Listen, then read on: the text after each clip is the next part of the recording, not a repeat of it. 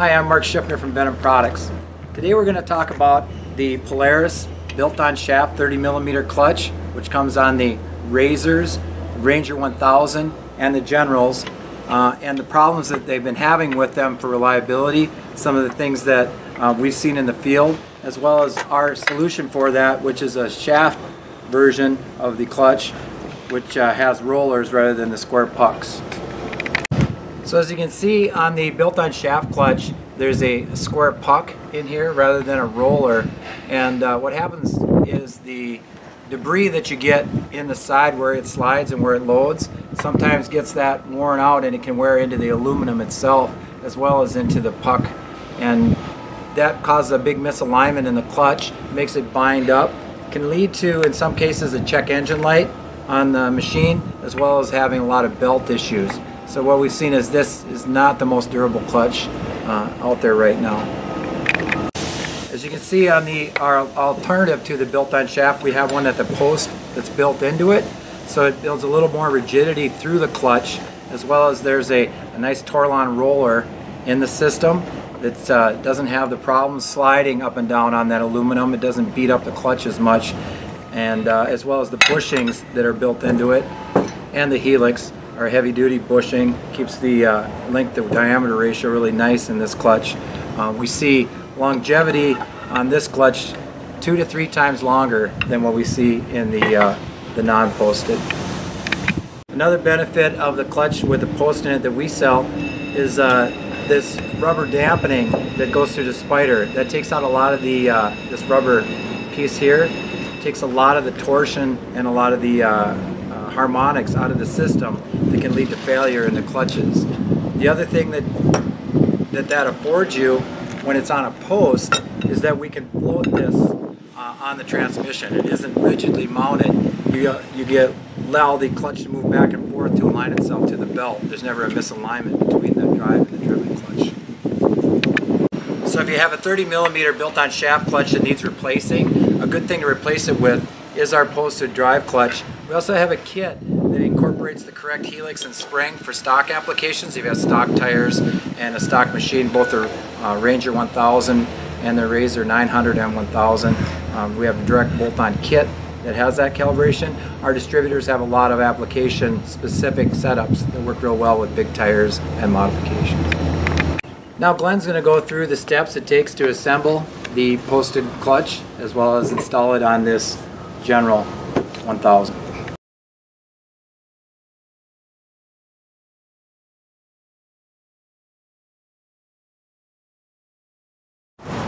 When you receive the clutch kit from us or any of our distributors, it's going to come with a clutch, a helix, and a spring with a bag of miscellaneous components. First off, you have to take the snap ring off of the post, off the clutch.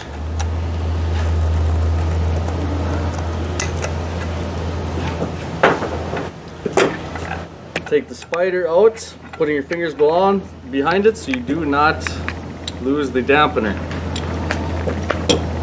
Take the compression tool, slide the clutch over the compression tool. Try not to hurt any splines. Take the spring, put the spring in over the clutch.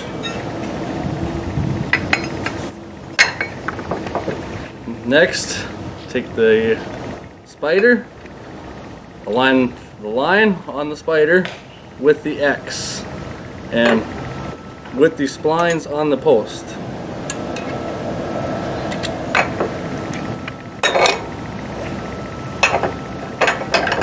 Don't forget your snap ring.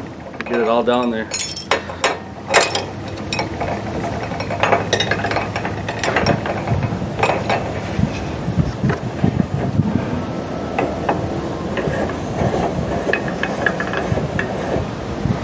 Alrighty, now you need to compress it down so the snap ring groove in the post is shown. Take your snap ring pliers with the snap ring, put it all down there, make sure it's all snapped in good. Then you can take your compression tool off.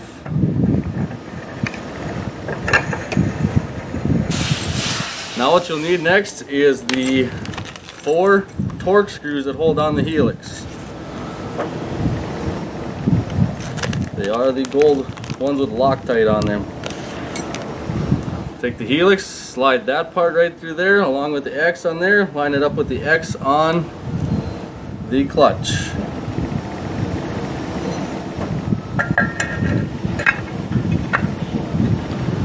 Then tighten your bolts with a T25 Torx to 8 to 12 foot-pounds. Now we're going to do a clutch install on this 2016 General 1000. To start out with, every application is going to be different, whether it's a Ranger or Ranger, but you got to take the clutch intake off, or exhaust. Just a flathead screwdriver works for that.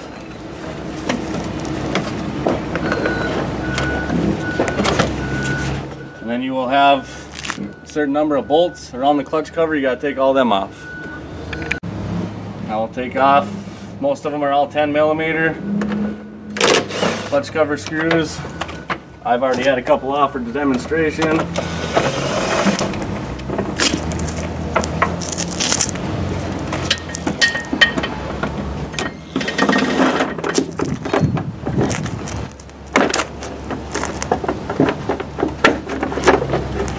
And the clutch cover's off. Next step is to remove the belt. There's many different belt removal tools. You can use a wrench, put it in there, push it open, or you can use a pry bar, put it in there, open it up.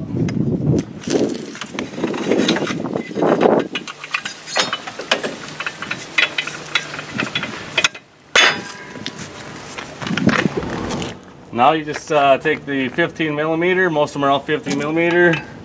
Take that bolt, pull it out, pull the bolt out. You got to reuse that bolt, so save that bolt. Clutch slides right off. Now all we got to do is bolt the clutch back on. Slide it on like that. It's on. Make sure the splines are all the way on. All right, now they're.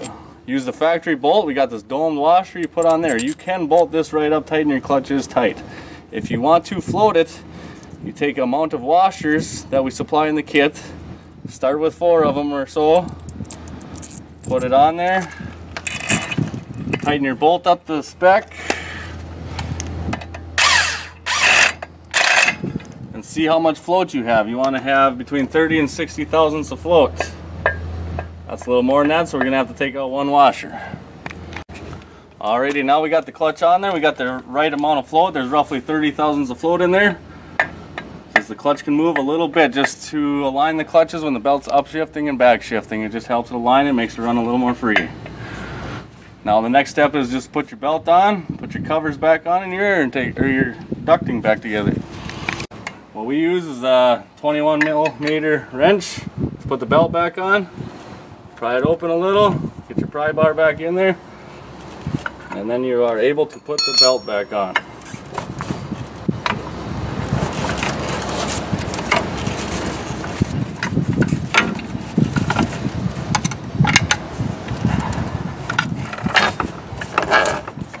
Spin the clutch so the belt is up high and you are ready to go. Thanks for watching our video, and make sure you subscribe to our YouTube channel.